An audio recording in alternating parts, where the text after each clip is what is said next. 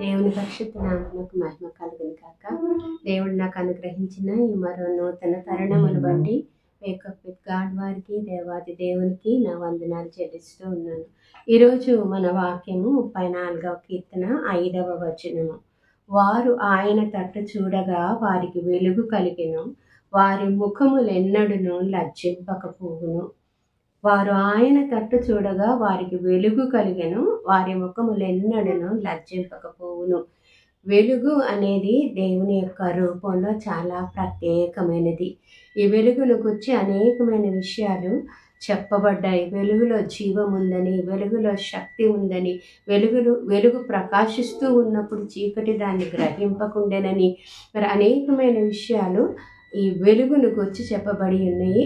మరి యేసుక్రీస్తే వెలుగై ఉన్నట్టుగా మనం యోహాను సువార్త 1వ అధ్యాయం 1వ వచనాల్లో 3-4 వచనాల్లో గమనిస్తాం.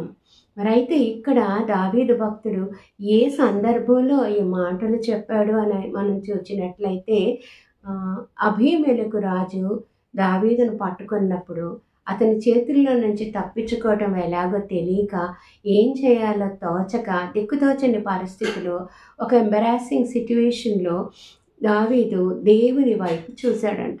అప్పుడు ఆయన ముఖము చూడగానే, ఆయన తట్టు చూడగానే దావీదుకు వెలుగు కలిగిందంట. వెలుగు దావీదుకు అనుగ్రహించింది ఏంటంటే జ్ఞానం అనుగ్రహించింది.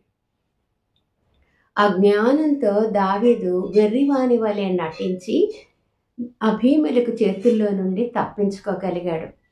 ఆ అనుభవంతో ఈ మాటలు ఇక్కడ చెప్తూ ఉన్నాడు. నీ పరిస్థితి ఎటువంటిదైనా, అది ఎంబరాసింగ్ సిట్యువేషన్ అయినా, అది క్లిష్టమైన పరిష్కారం లేని సమస్య అయినా, నిరుత్సాహంతో కూడిన పరిస్థితి అయినా, నువ్వు తలెత్తుకోలేని పరిస్థితి అయినా కానీ ఆయన తట్టు చూస్తే నీకు వెలుగు కలుగుతుంది. రక్తస్రావం గల స్త్రీ ఆయన వస్త్రపు చెంగును ముట్టుకున్నప్పుడు స్వస్థపడి నెమ్మదిగా అందరిలో నుండి మిస్ అయిపోదాం అనుకుంది.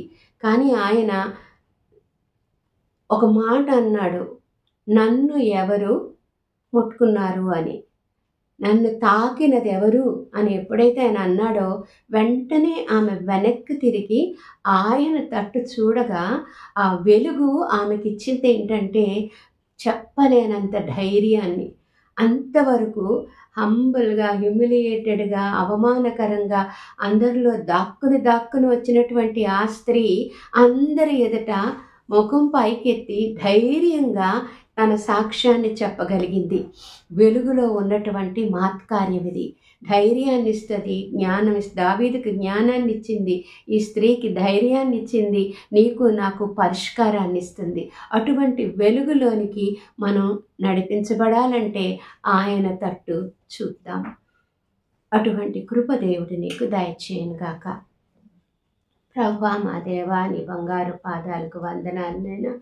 మేము నీ ముఖము చూచినప్పుడు, మేము నీ తట్టు చూచినప్పుడు ప్రభువా మాకు వెలుగు కలుగును అని వ్రాయబడి ఉన్న వాక్య ప్రకారం ఆ వెలుగు మాకిచ్చే జ్ఞానమును, శక్తిని, ధైర్యమును ప్రభువా మాకు అనుగ్రహించి తండ్రి, మా ముఖములెన్నడను లజ్జింపకుండునట్లు సహాయము చేయుమని యేసు నామములో అడిగి వేడుకొంచున్నాం తండ్రి. ఆమేన్.